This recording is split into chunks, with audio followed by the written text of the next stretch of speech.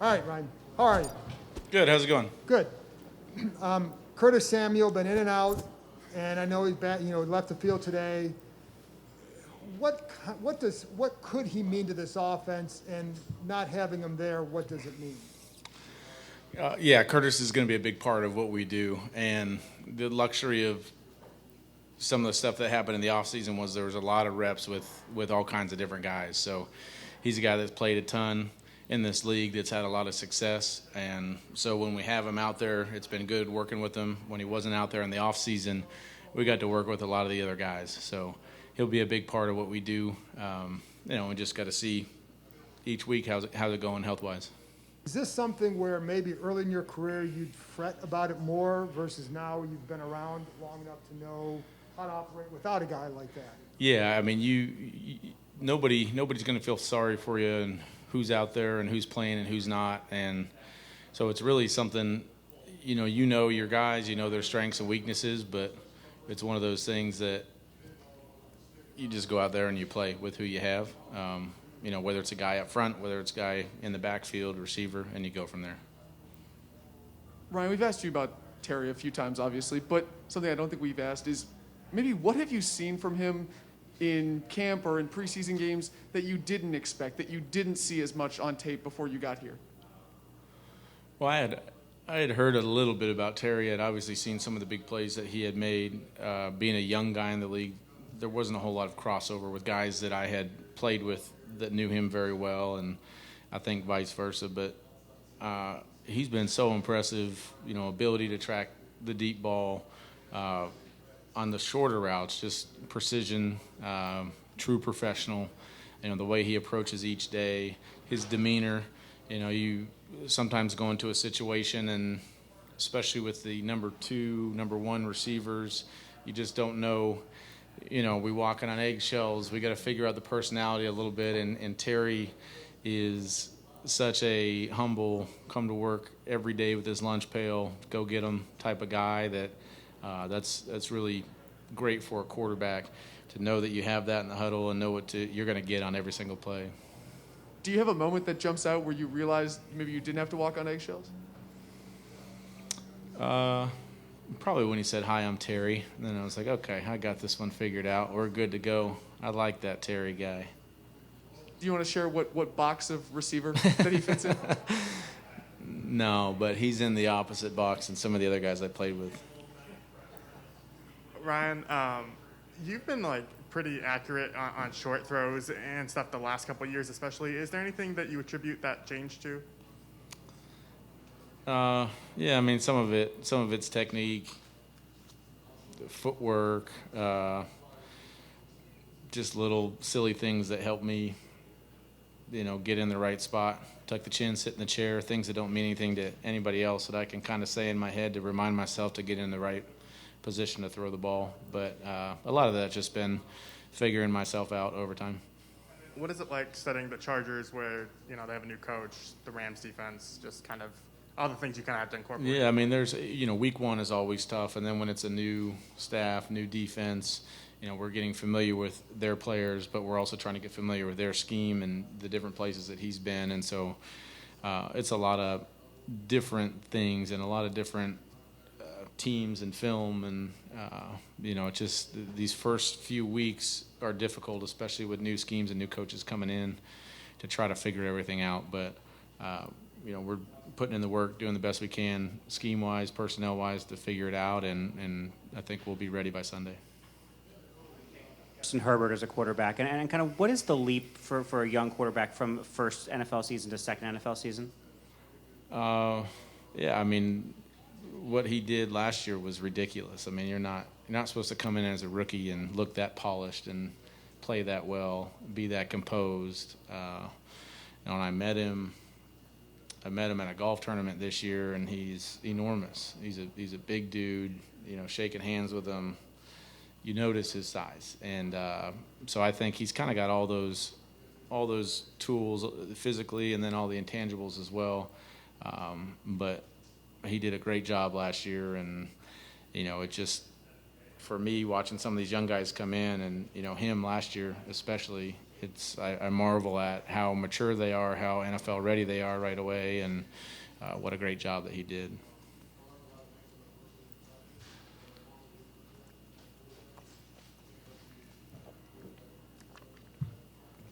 Ryan, you've talked about De'Ami Brown in the past, but now with Curtis missing a practice on a game week, maybe his role becomes a little more real. Is that something you talk with him about, or how do you feel like he's maybe ready for a bigger role on Sunday? Yeah, I mean, he came in, very polished, and we've talked about that just in terms of his approach, in terms of how professional he is, the stuff that he learned and how quickly he did it, and then how he's able to carry it over to training camp. So that kind of stuff, I'm not worried about him at all going out there and making plays.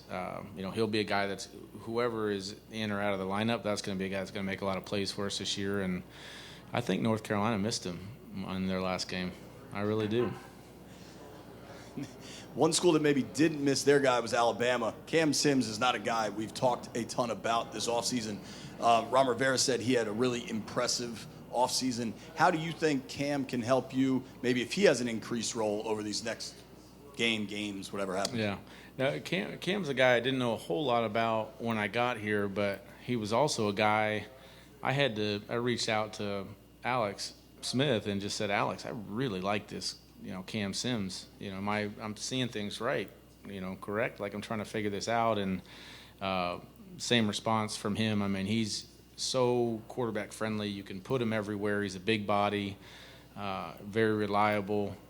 He's gonna be in the right spot, but he's also a down the field guy that's gonna be able to make those big plays and go above the rim and get the ball. So Cam did a nice job last year, showing up on film and popping on some of those big plays. But he's had a great offseason, and he's one of my favorites out there. It's a week. Sorry, that was Logan saying hi. All good.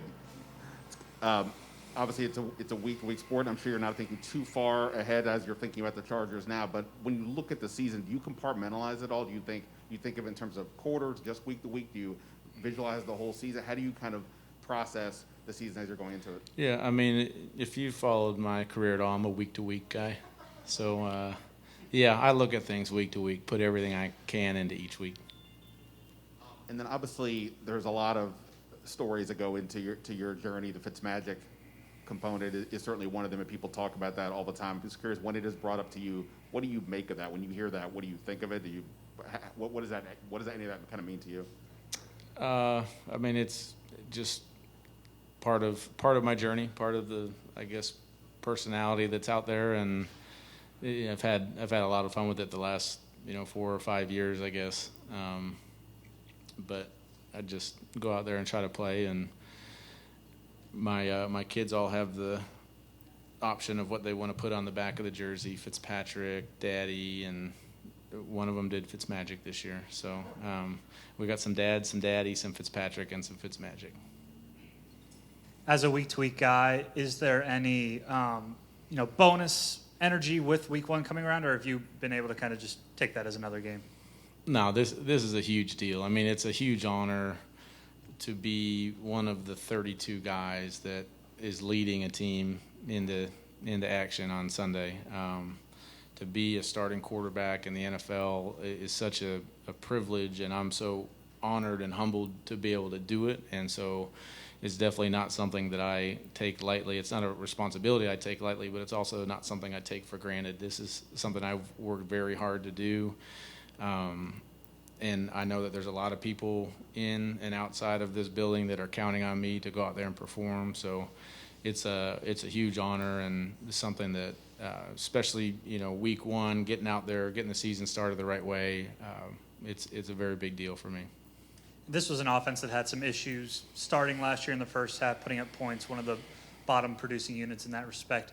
How does an offense start fast? I know there's probably no secret formula, but what are some of the keys as you've played quarterback to having that early success? Just get first downs, just continue to get first downs and go out there and execute. And that's kind of, it's silly and it's a boring answer that probably everybody will give, but that's it. There's not really a special formula. It's going out there and just piecing together those first downs. And, for us, And for young teams, confidence is always a big thing. So going out there confident, having a good week of practice, and knowing that you're going to be able to carry that over to the game.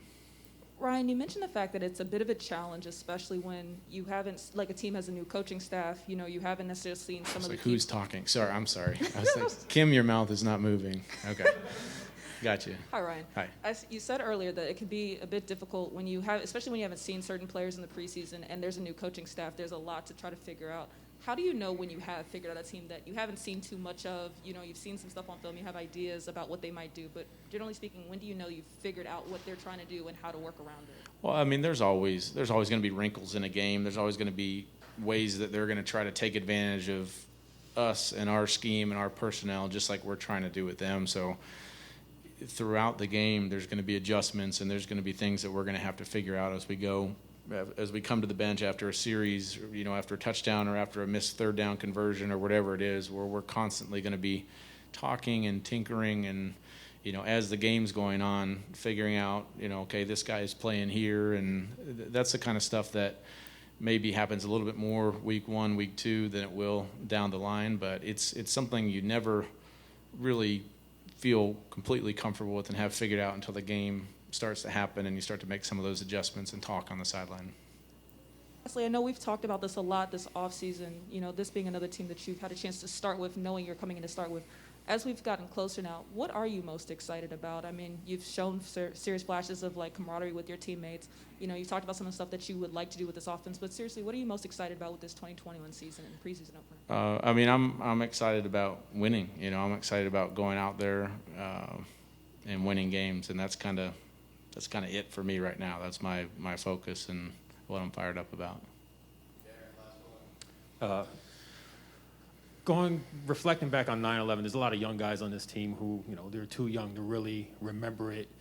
You were old enough, playing ball, getting ready for a football game that weekend. What do you remember about 9/11 when that happened? So I was a freshman in college. I was on campus at Harvard, and my roommate came in and told me what had happened, and it was such a, I was an Arizona kid growing up, so I didn't really have any ties to the East Coast. I'd never really been to New York City. So it was very strange for me because I was kind of caught in trying to figure out, I was processing all these things while there were people around me that had family members that were in New York City. They had family members that worked in, you know, one of the trade centers. I mean, there were so many emotions and strong emotions going on campus, and I was sitting there just like everybody else trying to process it and figure out what was going on. But it was a very strange day, and then it was, you know, as you kept trying to figure out that day, the planes were, there were so many rumors at that point going around as to where the planes were coming from and what was going on.